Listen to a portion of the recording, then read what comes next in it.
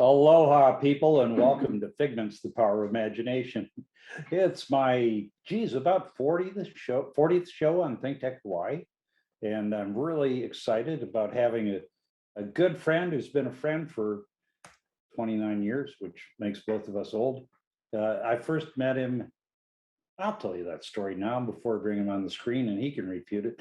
I first met him when he was an assignments officer for new colonels. And he told me when in Air War College, he said, Big, you're going to go be the ops group commander at Langley Air Force Base, Virginia. And I said something that starts with a B, all right, because I thought it was baloney. I wasn't one of those kind of guys who's going to get a great job like that. But he was right. I did. He was one of those guys, really a shining star of our Air Force, a great friend for those 29 years. So we'll get to Jeff in a minute, and we'll get to doing 710 miles an hour in a 55-mile-an-hour zone. But I have to start with my opening rants, a little bit of a carryover from Figments on Reality. Okay, guess what, people? The mask mandate ends Saturday, sometime, whenever people really start taking off their COVID masks. And I look forward to it, not because it was a bad idea necessarily. We didn't know much about COVID-19, but because it'll feel good and it will stop some of the insanity. Let me give you the latest case of insanity I witnessed when Alejandra and I were on our way to Costco on Sunday. Okay, that's insanity in its own right, going to Costco on Sunday, but we're driving along and both me and my guest are avid motorcycle riders. But there was a motorcyclist next to us on a sport bike, and he obviously had a self-image that he was a badass, all black, kind of tough looking in terms of dress and demeanor. And he had a COVID mask, a black COVID mask on his face, and no helmet. So the virus wasn't getting him, but the pavement might have. So I look forward to that being over and not having to look at some of the ludicrous approaches to virus avoidance that we've seen. So that's rant number one. Rant number two is the government settlement. I've finally gotten my Social Security payments, all of them, as far as I can tell. Thank you, government, for giving me back what I gave you. And then finally, I'd like to talk a little bit about China's strange place, because I feel like China is in a very strange place right now. First, condolences to the really tragic aircraft accident that happened there, an airliner in southern China. There's some video out there, really a horrible situation. We'll see what the investigation shows, but my condolences there. The strange place is China is now, thanks to President Xi Jinping, aligned with Putin. That's not too surprising, except that Vladimir Putin has become a pariah in the world community. And that's a strange loyalty to hang tightly to, and it seems that they are. Maybe that'll change. Secondly is the COVID pandemic in China, where I think they're first in, last out. They were the first, of course, to experience the disease, whatever circumstances it might have been under.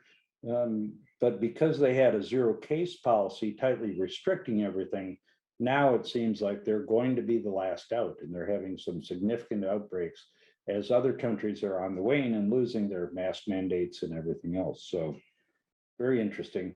I wonder what it means for Taiwan's ambitions, the economic pressure that they'll feel, the lessons learned or not learned from Russia and the Ukraine, who knows? So those are my rants for today. Let me welcome Lieutenant General retired Jeff Remington, longtime friend, golfing buddy, great golfer, better than me, by the way. Hey, Jeff, aloha. Aloha, Fig. Nice to be here. Hey, it was great to see you back in Hawaii a couple of weeks ago and play some golf. Always a good time. Today, I want to talk from the outset about your matriculation, I think that's a word, to becoming an Air Force Thunderbird. So Thunderbirds, smoke on ready now. But it starts with kind of a story that seems likely, but as we discussed it, was kind of unlikely. So you were everything I wasn't. You were the class president. You were the captain of the baseball team, right? Have I got that right? Yeah. Yeah, there you are, both as a baseball player and a cadet. I was voted most likely to do hard time in my high school class, so we, we weren't alike.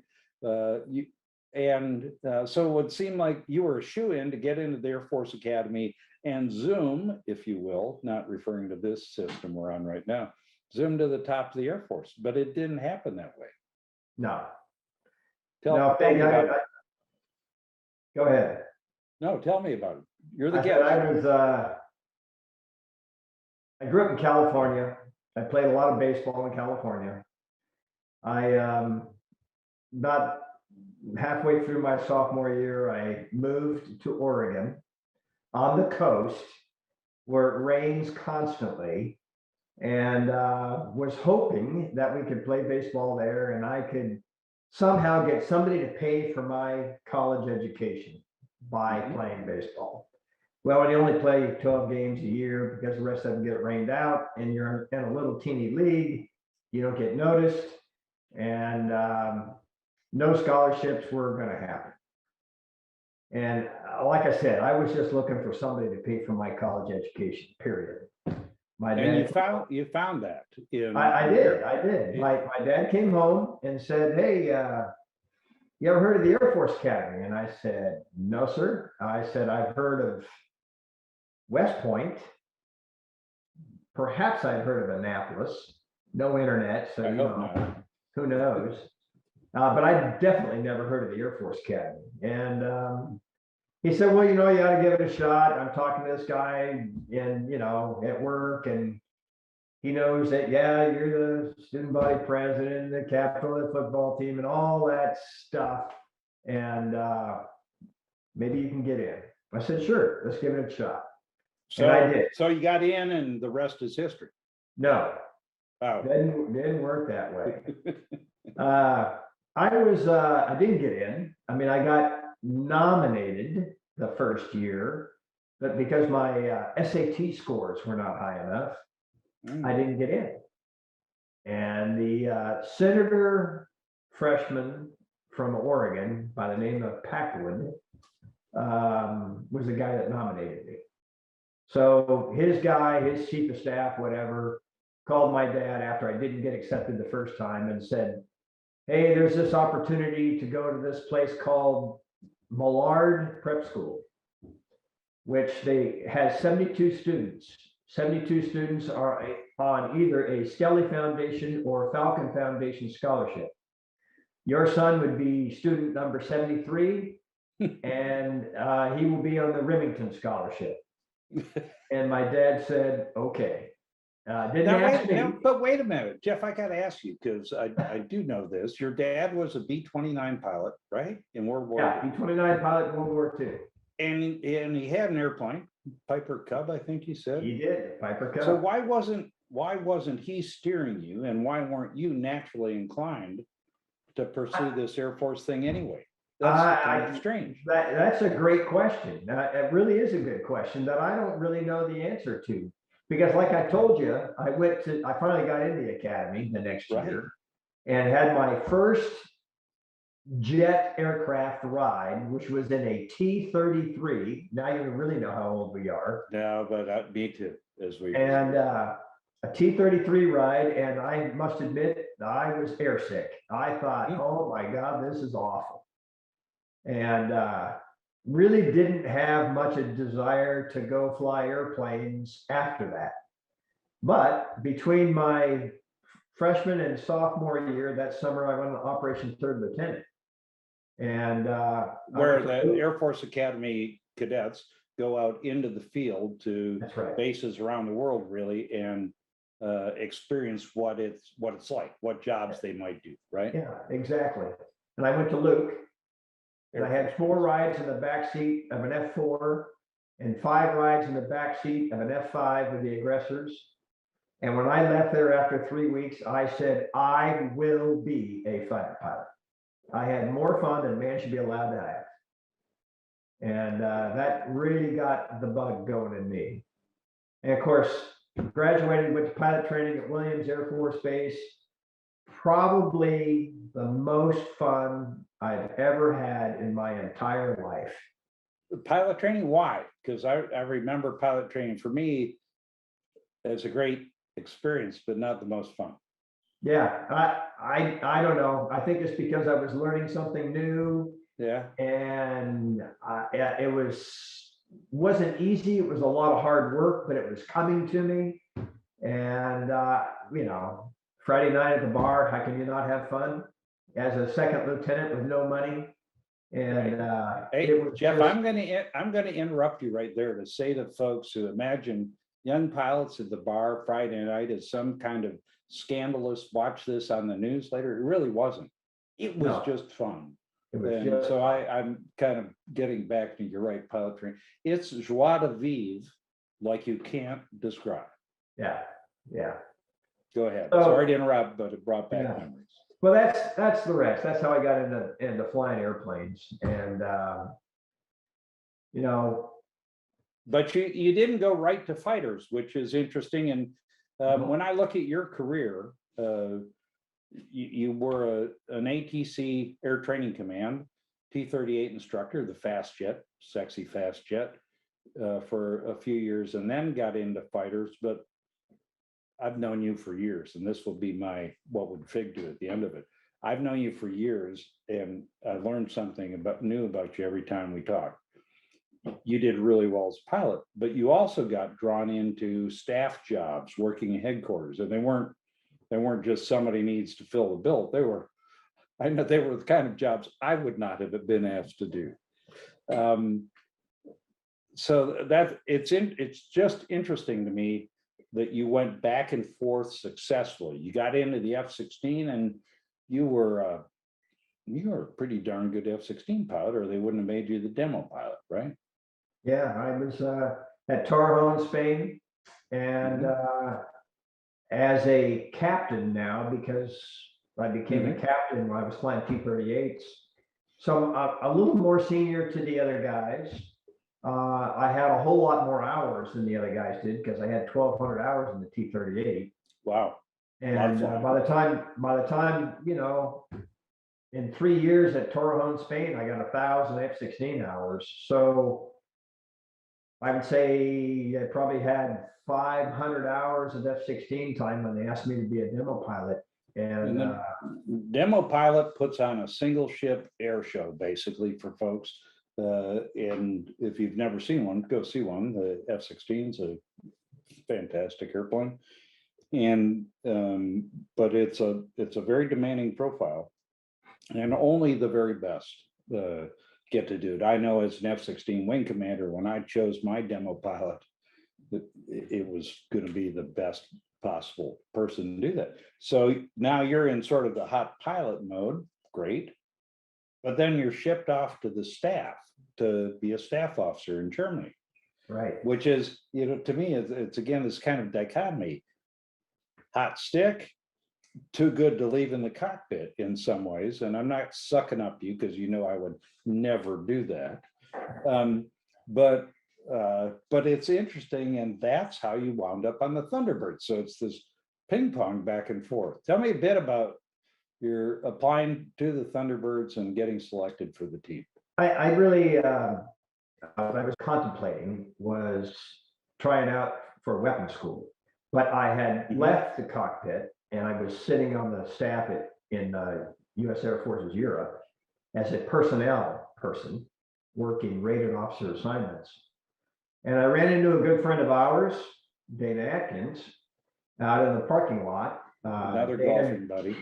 Dana was working for the instructor, the IG, as a inspection guy, and Dana had applied for the Thunderbirds the year prior, and he was reapplying his second year, and he was still flying the A-10. I was not in a flying billet, and he said, "Hey, throw your hat in the ring and be a Thunderbird." And I said, "Okay, I'll give it a try." And lo and behold, the two of us were selected to go to the team at the same time. And I remember the USAFE commander was shocked. Why is this captain in personnel going to fly a Thunderbird? He was more surprised than anybody. Who was the commander? Oh, I think it was General Russ. Maybe. No, I don't think German. Anyway, we'll look that up later because it's interesting to us. But I can imagine. So, to me, you're still, in my mind, the captain of the football team, class president, academy graduate. I was none of those. You've been the demo pilot. You're doing really well. But when you found out you'd been selected for the Thunderbirds, was that a moment? It was quite a surprise. Yeah, it was. How did you feel? Tell the audience how you felt. Surprised. One, I didn't think I'd get selected because there were a whole bunch of guys there that I knew that were, I thought, more qualified than me. Yeah. But we can get into that later. Because it's not necessarily how well you fly an airplane. That's important, but that's not your primary responsibility. You actually are a walking, talking recruiting poster for the United States military. And Jeff, I'm going to interrupt you to say if Eric would bring back the picture I had up there, all of us have that image on the left of on the ladder of a T-38 pilot training. Very few of us have that image on the right with our Thunderbird jet. But you're an ambassador, you're a recruiting tool, so to speak, and it's a big responsibility, not just to not screw up in the air, but it's a big responsibility to represent the Air Force well. So it was a lot of fun. I can tell you that it was much more challenging than I expected it to be. The flying or the other part? The flying. Really? And I will tell you that there were times that you got put in the hot seat, not intentionally, but you'd have to answer some question that some event that had just happened in the news that you might not even know anything about because we didn't have phones back then. Right. And you might land and all of a sudden some reporters in your face and you're trying to talk about the air show and they're asking you a question about what just happened in Russia or China or North Korea. Oh, interesting. Man. I would not have expected that. Sometimes you got put on the spot by law enforcement, and I do want to talk about that next because one of my favorite parts of your Thunderbird experience is this speeding ticket right here.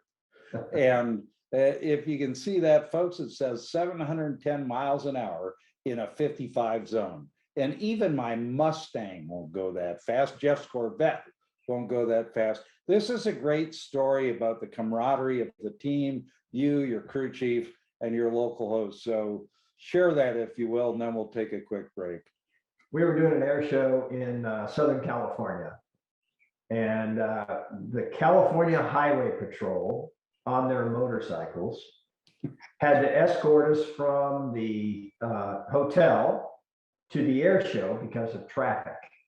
Mm-hmm. So we got to the air show and, doing all the standard air show stuff.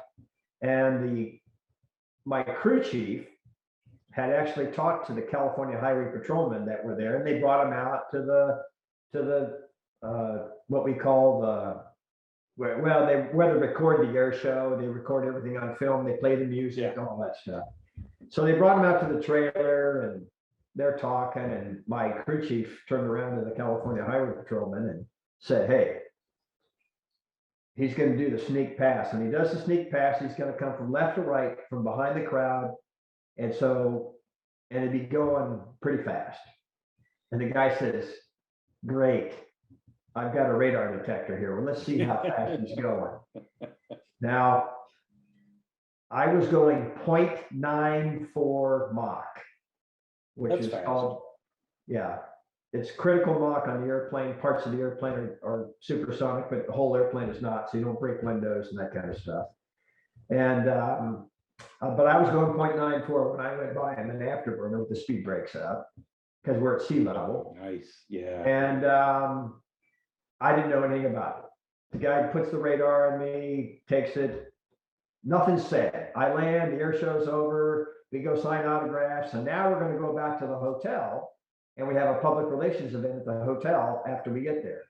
Any of that community leaders and other interest folks come, and this That's is right. that these are the kind of things where you're really the ambassador. You put Right. on a great show, and now Exactly. you're being Thunderbird lead solo Jeff Remington. So we got there and I don't know, we're 15 minutes into it, you know, all the introductions. Did you have a beer in your hand? Did you? I do have a beer in my hand, and all of a sudden, here comes this California Highway Patrol on his Harley, running with the siren and the lights going into the ballroom, and he gets on his microphone, you know, his bullhorn, and he says, "I need to see Jeff Remington." Oh my God. And of course, the crowd's laughing and clapping and everything. And sure enough, he has a ticket for me because he got me doing 710 miles an hour with his radar gun as I did the sneak pass. And I thought, now nobody else has a ticket for doing 710 miles per hour. I'm in awe. Not, I'm keeping that. I might have some tickets, but none for 710 and the 55. I wonder what the scale of fines would have been. Hey, Jeff, a great story. Let me take a very quick break, folks, if I can, to talk about my next show and tell you what's going to be on my next show 2 weeks from today on April 4th. I have no idea because the world is just crazy. It is absolutely crazy. So something will come up and we'll talk about it with, ideally with a friend of mine, somebody I know or find who can illuminate it. 710 miles an hour. That's awesome. That's might be a record. So Jeff, you and I, we took different paths, but we're basically fighter pilots who like flying jets, and just kept trying to plug along. And I think people might think it might find this to be self-deprecating, but neither of us, I don't think, really expected to be 3-star generals in the Air Force, and yet we were. Who'd have thunk it? Look at us. I look taller than you, and you know that I'm not. But so since we were both blessed with the opportunity to lead our Air Force and our military in some pretty challenging jobs. Your last job was as the commander of 7th Air Force in Korea and the deputy commander, U.S. Forces Korea. My last job was as a deputy at PACOM. We should know things, right? You think. We should know things. So let's talk about a couple of the areas we should know things about very quickly. We've got a few minutes left. One, obviously, is North Korea. And while everything else has been swirling, Russia, Ukraine, the pandemic, the environment, the economy, the North Koreans have embarked on a bunch of missile tests. And I showed this slide last week, but I created this slide, therefore I like it. It's something I put together back as the summits between Kim Jong-un and Donald Trump were approaching, that shows the progression of tests up to 2019. And I was convinced that North Korea was specifically seeking military capability, that it wasn't a provocation, tit for tat, whatever sort of a thing. Now they've got a new, very aggressive test program that included one failure recently. What do you think about what North Korea is doing? Are you concerned? Is it just more of the same? Yeah, I'm concerned. It is more of the same, in my opinion. And we've had these philosophical discussions over more than one beverage. And I don't think that any administration from 1992 forward has gotten it right. He still has his nukes. So I maintain that there is a way to monitor closely the fissile material that he has and monitor closely the nuke weapons that he has. And you do that with two basic assumptions that are going to be counterintuitive to, or counterintuitive is probably not the right word, but any administration won't agree. One, nobody dies. That's Right. That's the number one assumption Nobody dies on either side. on either side, Okay. I'm for because that. we don't need loss of life. Right. Number two, he will never, ever give up his nuclear weapons. And you think that's fine? They spent too much national treasure. There's internally, he's spent too much. All his, his grandfather, his father, him, the whole Kim dynasty has put too much emphasis on it. They're never going to get rid of him. So what can we accept that and say it's fine that you have nukes, or do we have to maintain a facade that we still want you to denuclearize, but in our hearts we know you won't? Well, then let's say it out loud, because I think it's more important that we have IAEA, International Atomic Energy Agency inspectors, Right. which is a world organization. It's not just US. It's an international organization, it has US people on it, that are in North Korea, that can inspect, have full access. They have to give us full access. The quid pro quo is you're going to keep your nukes, but we have to have full access, and we have to see fissile material and inventory nuclear weapons. Because go ahead. Why? No, don't go ahead. Let me go ahead. To what end? So if we're letting them have nukes, but we're monitoring the daylights out of them having nukes, what have we accomplished? We won't risk fissile material in the hands of terrorist organizations or nuclear weapons in the hands of terrorist organizations. We will know North Koreans have counter-proliferation issue, and then I'm going to add to that, because we're running out of time, that will also ensure, in the event of significant change in the North Korean government, we'll have some accountability, because I know one of the things that you and I both worry about are loose nukes in the hands of a non-governmental organization, and if a regime collapses or there's a big upheaval in North Korea, we don't want that to go crazy. Okay, we've got about 30 seconds for you to solve the Ukraine problem. Do it. You're on. Boy. Now let me give you a break and say, what worries you about Russia, Ukraine? Anything? Escalation beyond Ukraine into NATO countries, which then draws us in, and yes, we could face World War III. We could face nuclear World War III. We could. That's very, very possible. And I'm concerned about what Putin may do if and when he is backed into a corner, whether it be chemical, biological, nuclear. Yeah, who knows? So how do you, and the question to myself is, how do you avoid it? Appeasement and escalation simultaneously? And I don't have an answer to that. Maybe that'll be another show. Jeff, I wish we had more time. That's the goal of my shows, is to get to the end and go, damn it, I wish we had more time. And I really appreciate you being on. We'll see you and Michelle sometime soon, I hope. I'm going to ask you first, do you have a figment now? Do you have a dream, a goal, something you haven't done yet in your life that you'd really like to do? Or are you good? I'm good.